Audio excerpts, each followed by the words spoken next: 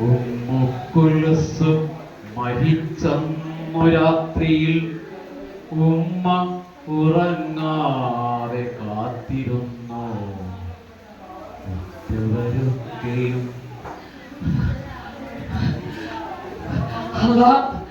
മഴ റബ്ബേ, പെരുമഴയാണല്ലോ.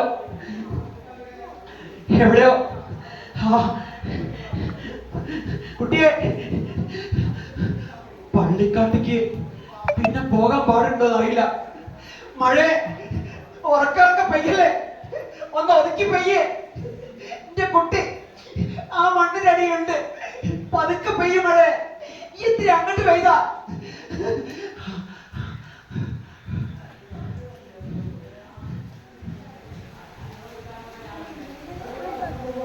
പിന്നെ പിന്നെ എന്റെ കുട്ടീന്റെ നേരത്തേക്ക് എന്നെ മഴ പെയ്യാൻ വരുന്നേ.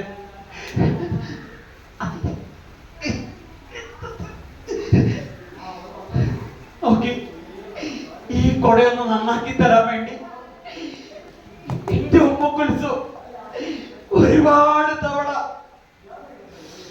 എന്റെ കൂടെ പിന്നാലെ പിത്തുമ്പേയും പറഞ്ഞ് നടന്നപ്പോഴൊക്കെ പിന്നെ ആട്ട കുട്ടിയെ ഉമ്മയ്ക്ക് തിരക്കണ്ടെന്ന് പറഞ്ഞിട്ടും തള്ളിവിട്ടതാ. ഇപ്പോ നന്നാക്കിയില്ലെങ്കിലും ഉള്ള കോലത്തില് ഇതവിടെ വെക്കണം. നീർന്നല്ല പൂച്ചക്കുറിഞ്ഞെ എപ്പോ വേണമെങ്കിൽ വന്നോ, നാളും പക്കം നോക്കണ്ട.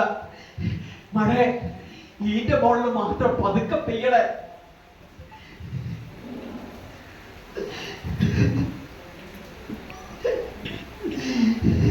എനിക്കറിയാം എനിക്കറിയാം ഈ കൊട വെച്ചാലെന്നും ഓൾക്ക് നനയാതെക്കൂല. പക്ഷെ ഇത്തിരി പോരമുള്ള ഈ പുള്ളിക്കൊടയല്ല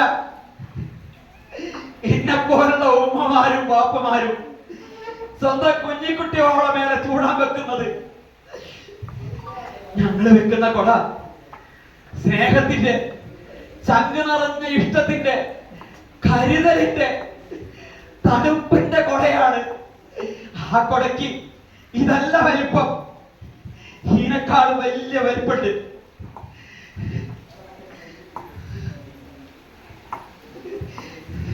ഇങ്ങനെ ഒന്നും ആകാതെ പോകാതിരിക്കാൻ വേണ്ടിയാ പൊന്നുംകുളം പോലത്തെ കുട്ടികളെ നിങ്ങളെല്ലാരും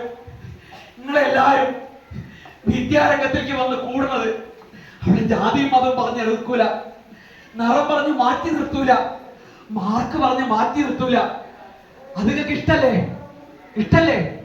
നിങ്ങളുടെ അമ്മയും അച്ഛനൊക്കെ കൂട്ടിയച്ചിട്ടുള്ള സ്നേഹം കാണണമെങ്കിൽ ആ പുള്ളിക്കൊടയെ നിവർത്തി നോക്കണം. ഒറ്റയ്ക്ക് ഇരുന്നിട്ട് ആലോചിക്കണം, എത്ര വലിപ്പമുള്ള പുള്ളിക്കൊടയാണ് നിങ്ങൾക്ക് തലയ്ക്കും മേലെ വെക്കുന്നത്. എനിക്ക് ഇവിടുത്തെ മാഷന്മാരോടും ടീച്ചർമാരോടും ഒന്നേ പറയുള്ളൂ, അങ്ങനെ വലിയ പുള്ളിക്കൊടയും ജോഡിച്ച് വിട്ട കുട്ടികളെയാണ് ഇവിടെ ചേർത്ത് വെക്കുന്നത്. ആ പണിക്ക് അതിന് കിട്ടുന്ന ശമ്പളത്തിനേക്കാൾ വലിയ സ്നേഹമുണ്ട്.